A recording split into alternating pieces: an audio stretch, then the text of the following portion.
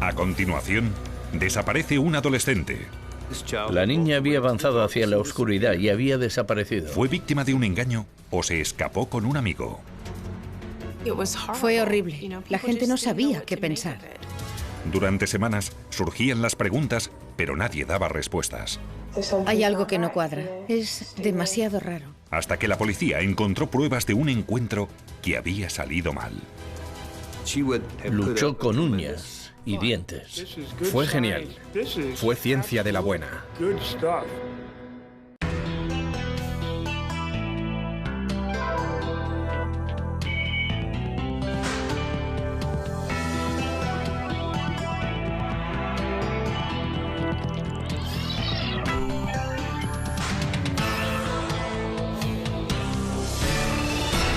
Crímenes imperfectos. Una investigación con sorpresas.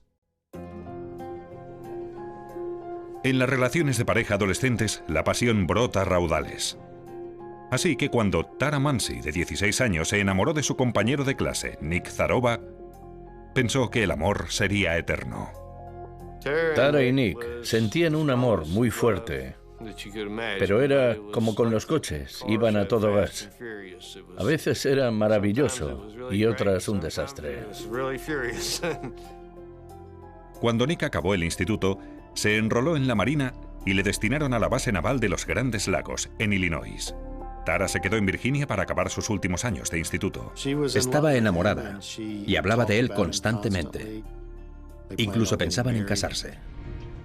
La noche del 25 de enero del año 2000, Tara, que trabajaba en un restaurante de comida rápida de la zona, no volvió a casa después del trabajo. Tara no solía hacer esas cosas. Tara siempre llamaba y nos informaba. Los padres de Tara se pusieron en contacto con la comisaría local, pero no era ni mucho menos la primera vez que los policías recibían ese tipo de llamada. Las llamadas de desaparición de adolescentes son muy comunes. Normalmente, un joven o cualquier persona desaparecida suele volver en 24 horas. La última vez que se había visto a Tara había sido en el restaurante de comida rápida de donde había salido a las 7 en punto con una bolsa de comida. Pero su coche seguía en el aparcamiento. El coche estaba abierto y la comida estaba en el asiento del copiloto, como si ella la hubiera dejado ahí, pero allí no estaban ni el bolso ni las llaves.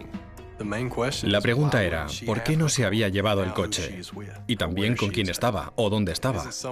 ¿Estaba con alguien con quien no quiere que sus padres sepan que está? Era como si Tara hubiera dejado sus cosas y se hubiese ido. Pero hacía mucho frío. Así que no parecía que se hubiera ido sin más. No obstante, a la mañana siguiente, Tara seguía sin volver a casa.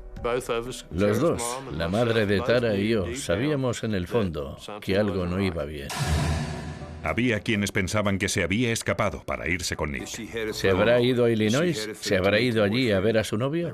No había constancia de que hubiera comprado ni un billete en la estación de autobuses ni un billete de avión. Los investigadores contactaron con Nick en la base naval. Dijo que no había contactado con ella, que no la había visto y que ella no le había llamado. El comandante pudo confirmar que había estado en la base naval día y noche. 24 horas después de la desaparición de Tara, la policía recibió una información alarmante. Un compañero de trabajo dijo que la tarde anterior, Tara había trabajado en la ventanilla por donde se atiende a los coches y había tenido una discusión con dos clientes jóvenes. Había tenido una conversación acalorada o quizá una confrontación con un par de chicos que habían ido a por la comida en coche, así que pensamos que eran sospechosos potenciales. Normalmente debería haber un vídeo para poder identificar a esos hombres, pero no lo había. Fue una decepción. El restaurante no tenía cámaras de vigilancia de ningún tipo. Eso también significaba que no había cámaras de vigilancia en el aparcamiento, y ninguno de los clientes ni de los compañeros de Tara había visto nada sospechoso. No se fijaron con quién se fue, ni de lo que pasó en el aparcamiento. Y eso dejó a la familia de Tara y a la policía sin respuestas. No sabíamos nada. Desde el principio no teníamos información sobre el caso. Cuando Tara Mansi desapareció, Sus amigos pensaron que se había escapado para ver a su novio Nick, que estaba en Illinois. Sus padres, sin embargo, no estaban tan convencidos. Yo creo que es posible que en algún momento Tara decidiera escaparse, pero como mucho se hubiera ido una hora, no se habría escapado. Cuando la prensa se hizo eco de la desaparición, cientos de voluntarios se unieron a la búsqueda. Todos querían ayudar en la búsqueda de Tara Mansi. Hacía frío y había nieve, pero eso no detuvo a la gente. La gente salió, se echó a la calle y buscó por los barrios, los parques, miraron por todas partes a pesar de la nieve y el frío. La echo mucho de menos. Quiero que vuelva. Alguien la tiene retenida. No sé por qué, pero ella nunca se escaparía. Hay algo que no cuadra, es demasiado raro. Los amigos de Tara dijeron a la policía que la última vez que la habían visto había sido después de clase el mismo día que desapareció. De ahí, Tara se fue al trabajo, al restaurante de comida rápida. Habían pasado 2 largas semanas y todavía no había ni rastro de Tara. La presión era mucha en aquel momento y además era incluso mayor, porque la niña había avanzado hacia la oscuridad y había desaparecido. Le podía haber pasado a tu hija o a la mía. Entonces, 17 días después de la desaparición de Tara, un excursionista encontró un cadáver cerca de unas vías del tren abandonadas a 11 kilómetros de la casa de Tara. Lo primero que pensé fue, ¿cuánto podemos tardar en llegar allí? ¿Será Tara o será otra persona?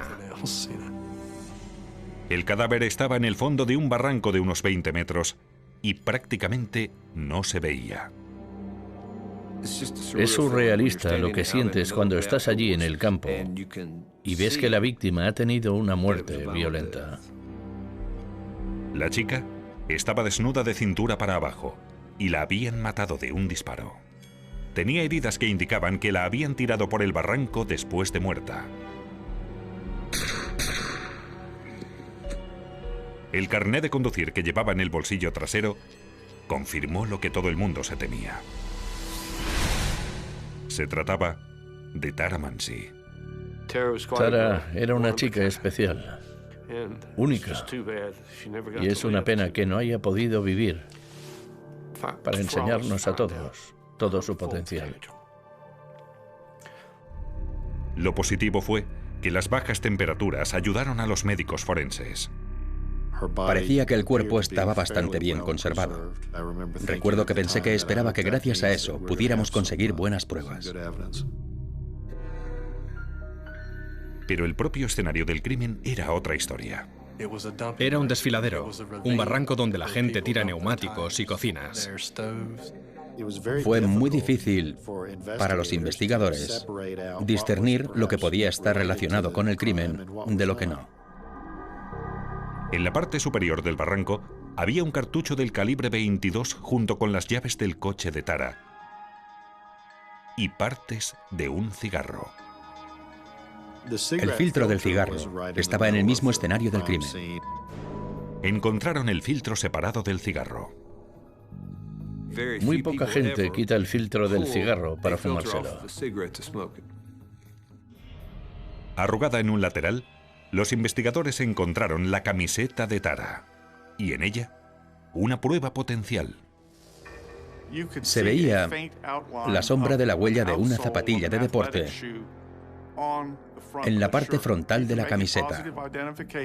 Se puede identificar con exactitud la huella de una zapatilla, igual que una huella dactilar. Pero encontrar esa zapatilla no iba a ser fácil. La autopsia de Tara Mansi indicó que era muy probable que la hubieran matado el mismo día que desapareció. Había recibido 4 disparos a quemarropa. La habían ejecutado. Yo creo que la dispararon en el pecho y mientras estaba en el suelo, le acercaron la pistola a la cabeza y dispararon 3 veces. La sangre que se encontró bajo las uñas de Tara indicaba que había luchado con su atacante. Sabemos que Tara Mansi luchó con uñas y dientes. Se había resistido a algún tipo de ataque. Lloramos mucho y con solo pensar en cómo se debió sentir, Y lo que se le debió pasar por la cabeza fue duro, muy duro aceptarlo. A pesar de que por las pruebas se dedujo que no había sufrido ninguna violación, los investigadores encontraron fluido seminal en su cuerpo. Se mandaron todas las muestras biológicas al laboratorio para realizar pruebas de ADN. La prueba de balística ofreció un indicio sorprendente. El arma del crimen había dejado unas marcas muy extrañas en las balas del asesinato y solo hay 3 tipos de armas del calibre 22 que puedan disparar esos proyectiles así. Estábamos buscando una Sears, una Marlin o una Revelation. Y por cierto, Marlin fabrica para Sears y Revelation. Así que un solo fabricante hace las 3.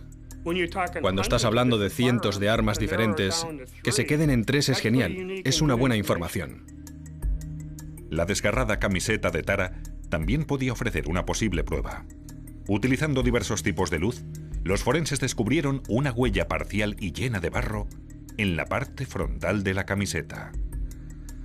Los investigadores buscaron en su base de datos de diseños de suelas y descubrieron la que estaban buscando.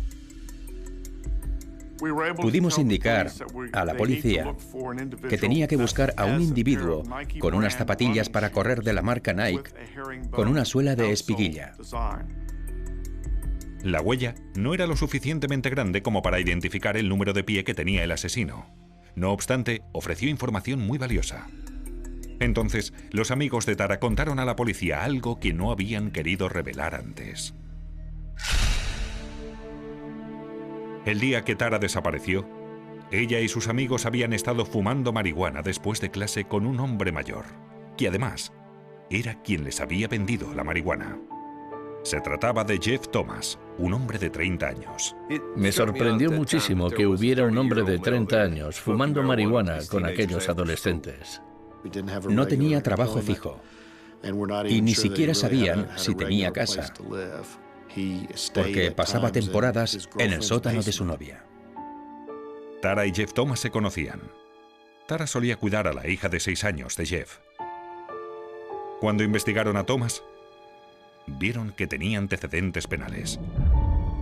Hacía 8 años, Thomas había atacado a un vecino con un bate de béisbol y pasó 2 años en la cárcel.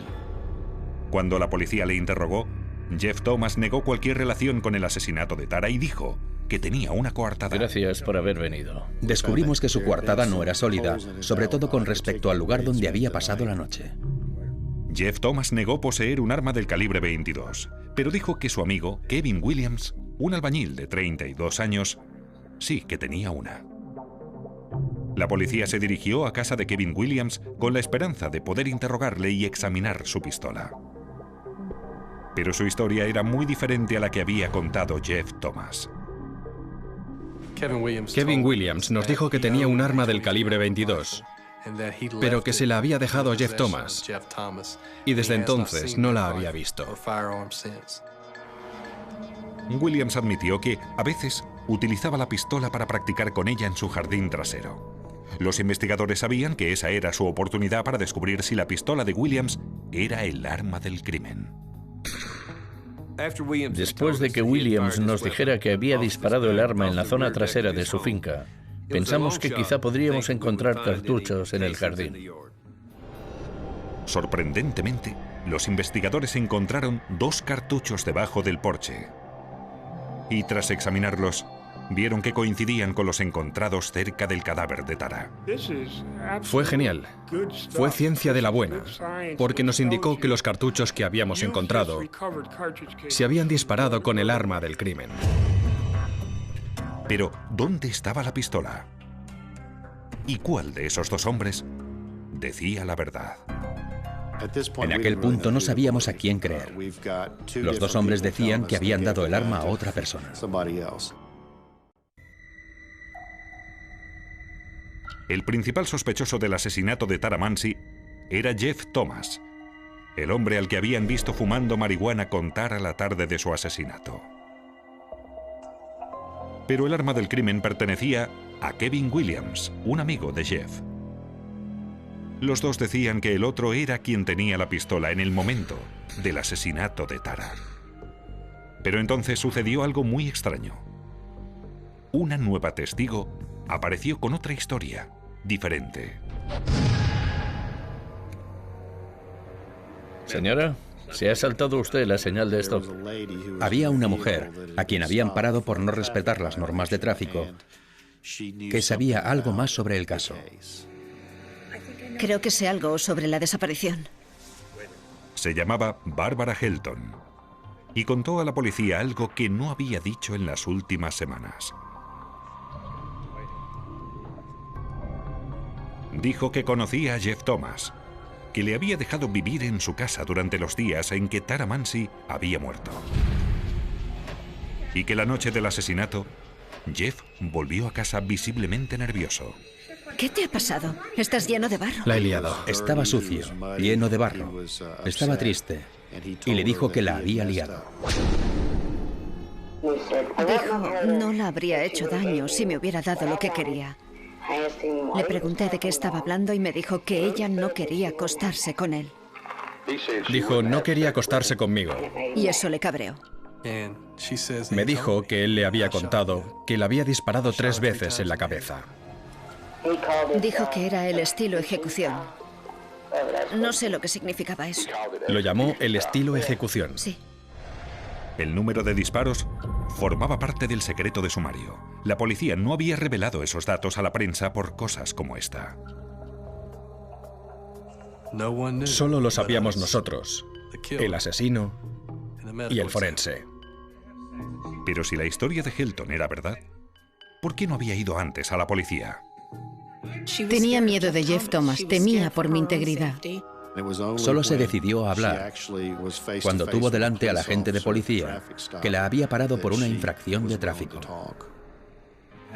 Con la información que Barbara Helton había proporcionado a la policía, ahora había pruebas suficientes como para conseguir una orden de registro para analizar el coche de Jeff Thomas por dentro. En el maletero encontraron un par de zapatillas con un dibujo en espiguilla en la suela. Las transparencias de la suela se compararon con las fotografías de las huellas parciales encontradas en la camiseta de Tara. Pudimos resolver que la zapatilla derecha, incautada por la policía, podría haber realizado las 2 huellas parciales que se descubrieron en la camiseta encontrada en el lugar de los hechos. Además, en el coche de Jeff Thomas había mechones de pelo rubio con las raíces intactas. Pelo arrancado a la fuerza. Eso significa que de la raíz se podía obtener una muestra de ADN genial. Y se determinó gracias a las pruebas de ADN que los 3 pelos recogidos en el coche eran de Tara Mansi. Los investigadores también compararon el ADN de Jeff Thomas con las muestras biológicas que encontraron en el cuerpo de Tara. El ADN de él estaba por todas partes, en la ropa, en su cuerpo, en la parte interior de los muslos, en la suela de sus zapatos, debajo de sus uñas y en el cigarro que se encontró en el escenario del crimen. Así que esa fue la prueba definitiva. Los abogados defensores creen que Jeff Thomas pasó por el restaurante cuando Tara salió del trabajo.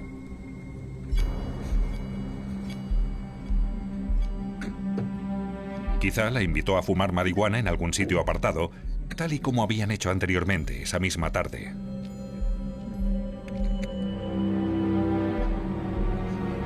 Una vez allí, Thomas intentó un acercamiento sexual, pero Tara se negó. Entonces se inició una pelea. Él le rompió la camiseta a ella y ella le arañó en la cara. En algún punto, Thomas sacó a Tara del coche. Le asestó un disparo en el pecho.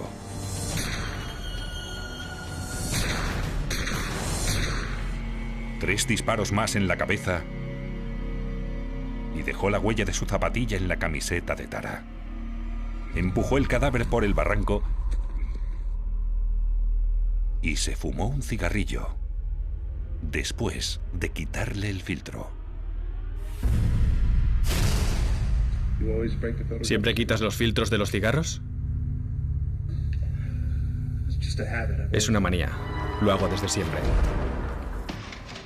Cuando Jeff se intentaba deshacer de las pruebas, se cayeron en el maletero 3 pelos que le había arrancado violentamente a Tara. La pistola nunca se recuperó. Aunque sabíamos que le detendríamos en algún momento, cuando le cogimos sentimos un gran alivio, porque teníamos al hombre que había cometido ese horrible crimen. En marzo de 2001, Jeff Thomas fue juzgado y condenado por asesinato, siendo sentenciado a pena de muerte. Cuando oí al oficial del juzgado decir que no solo era culpable, sino que le sentenciaban a pena de muerte, muerte, un escalofrío me recorrió toda la espalda, literalmente. Pero la madre de Tara se opuso a la pena de muerte y solicitó que se la conmutaran por cadena perpetua.